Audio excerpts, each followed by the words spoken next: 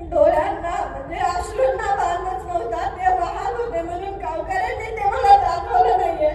पण या गोष्टीची खरंच मला आज खंत वाटते. त्या दिवशी जरी मी संयम दाखवला असताना तरी मला माझ्या वडिलांचा शेवट